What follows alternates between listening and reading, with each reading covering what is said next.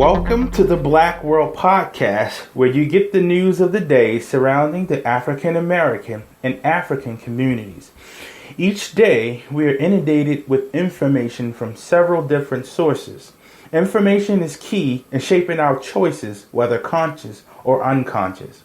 The Black Whirl represents a funnel of credible information and discussion centered around the lives of African Americans and Africans alike.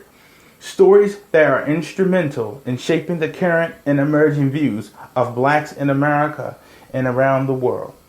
I'm your host, Joe Brownson. With each passing day, the people who break and make the news are increasingly people like you and I. People who are using technology and social media to tell the parts of the African American story that were once hidden from the public eye. I'm using this podcast to help facilitate and share the oftentimes overlooked and lesser known stories.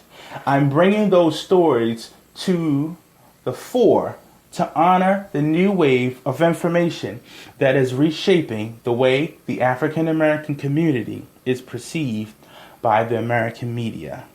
Thus, the Black Whirl Podcast was born. And I want to first thank you for joining me for the very first Black Whirl Podcast. I have several interesting stories that I think are relevant to what I want to discuss today, or stories that I've seen that have come up today that are involving the black community. The first one involves a mother of three from Baton Rouge, Louisiana. Shaquana Spears is her name. She's the mother of a 10, a 12, and a 13-year-old. And her kids were caught in the act of burglarizing someone's home. And she used corporal punishment and was arrested as a result.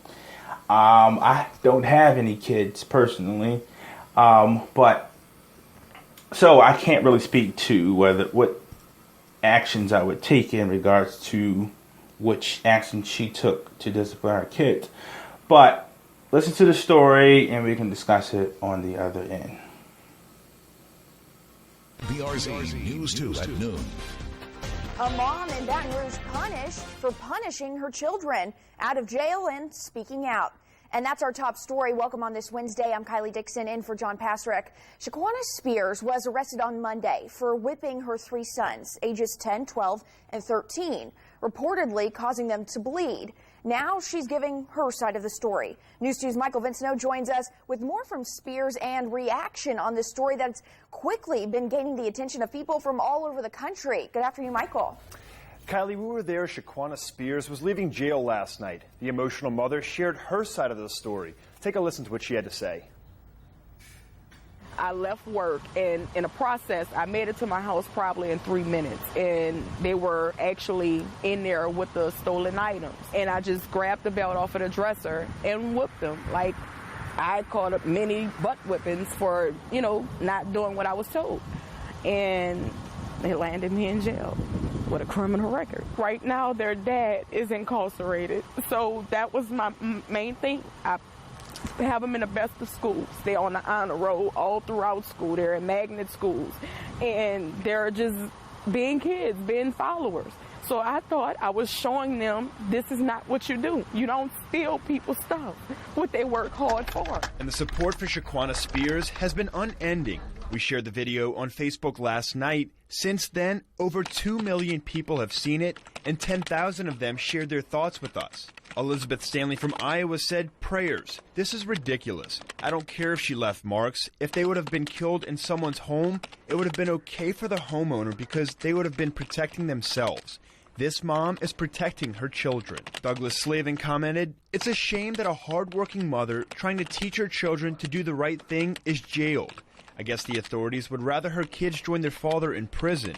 This is what's wrong with Baton Rouge, Louisiana, and our country. No discipline for kids doing bad behavior. You and your family will be in my prayers." Laura Burks commented, "We need more loving, responsible parents like her. Charges need to be dropped and an apology made to her. If more parents did what she did and care enough to want to raise their children with respect, we would all benefit." But not everyone was in support of Shaquana Spears. Gamers Guild said on Twitter she beat them with an RCA cord, a metal cord, until they bled. Stop defending this monster.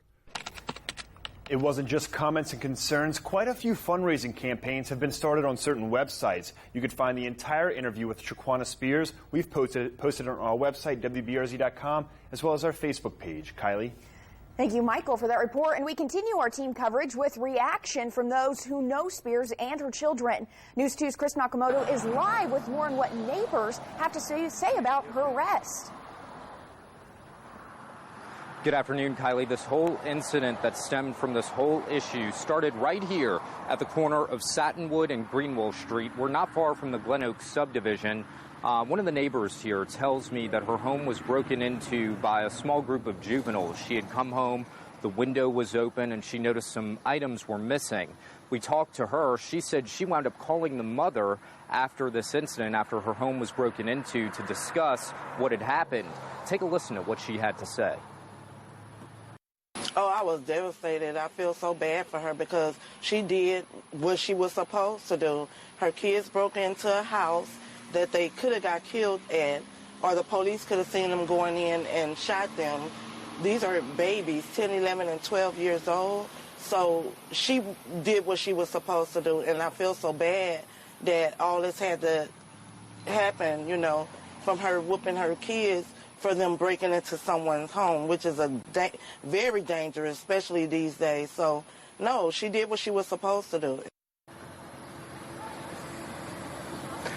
As Michael Vincento reported, this story has just obviously taken the attention of the entire nation, this entire community. We interviewed a woman earlier today who wound up bonding her out. She posted her $1,000 bail late last night, and you're going to hear from her on later editions of News 2. We also interviewed the mom. Later on this afternoon, Kylie, in about an hour, she's going to head down to family court where she's going to try to make her case to get her children back. Of course, we intend to be at that hearing. Again, a lot is developing. We're going to have much more on later editions of News 2. But this obviously has some people split, some people obviously standing behind the mom, but it certainly has tugged at the heartstrings of many people in this community. Kylie, back to you. It has. Thank you, Chris, for that report. Okay, so you heard it there. Like I said, I'm not a proponent of corporal punishment, but I'm sure the argument would be I have no kids. In this case, I think that her initial reaction, you know, I'm trying to put myself in her shoes, would be to, you know, discipline her kids, you know, regardless, I guess, of what it was she used and what the outcome was of her actions. They were burglarizing somebody's house. It kind of brings to mind the woman from here in Baltimore, where I'm from, who was basically smacking her son over the head during the riots here in Baltimore. And, you know, she, you know, was basically praised, and she got to meet Oprah. Like, you know, so I don't know. And she got a lot of flack for that too. You know, a lot of people on the other side were saying, you know, mother gets famous for beating her kids. But, you know, I guess it's a complicated issue, you know. And I guess a lot of people would agree that those situations warranted those reactions by those mothers. Yeah, so that's that story.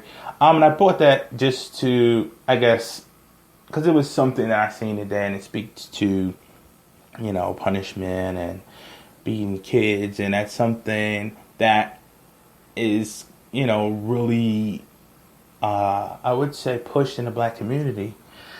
And with, you know, the white community, it's kind of like, the black community is like, you don't do it enough. Like, you let your kids run all over you. And when a black kid is overrunning their parents, they kind of compare it to, you know, parents, you know, on the other side of the race situation. But anyway, that was a story that I thought was kind of interesting, that I thought, I guess, was warranted, you know, I guess some discussion. So anyway, I do have a number here. It's 410-914-8076 if you want to leave a message in reference to that story.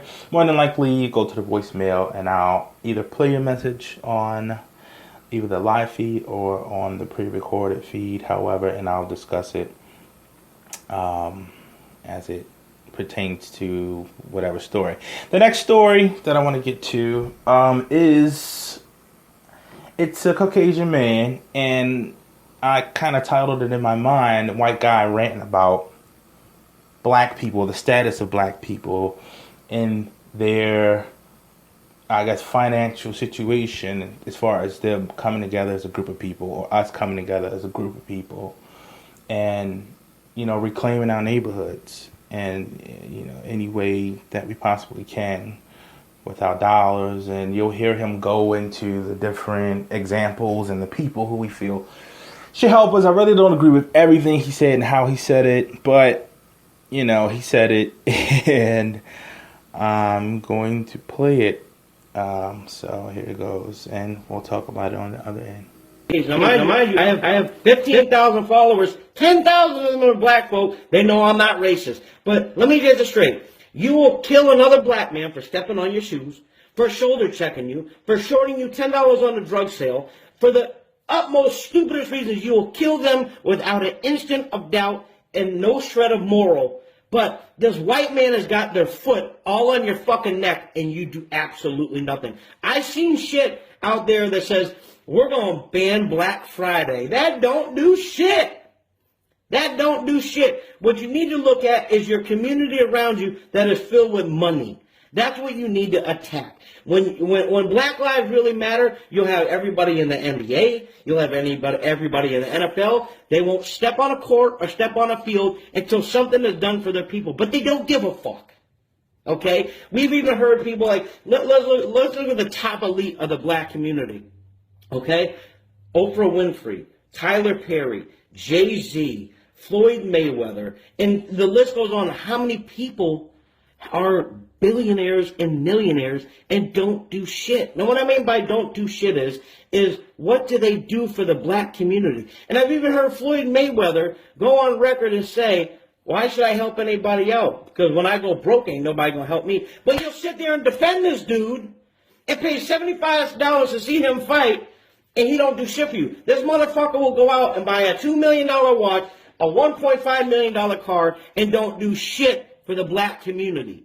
These are the people you need to boycott, and these are the people you need to hold accountable for the shit that's going on right now. And it's the truth, and I know you don't want to hear it from a Ofe, an Edomite, a white devil, but it's the fucking truth. Akon went to Africa and gave Africans electricity. What the fuck are these other people doing like Jay-Z? What are they doing? Now, if you take Jay-Z, Tyler Perry, and Oprah Winfrey and take their money, they could own a black-owned bank. But why won't they? Because they know the white man will step on their neck. Until you people buck up to the real shit and realize, until you step back on the white man's neck, you ain't never gonna fucking move forward. They had this shit back in the day, back in Oklahoma. They had Black Wall Street, but the white people got rid of that shit too. You need to start holding these people accountable. Okay? Every time you turn on a football game on Sunday, all you're doing is giving TV ratings and making TV networks millions of fucking dollars because you flicked on that TV. You bought that fucking baseball game ticket. You bought that football game ticket. You bought that basketball game ticket.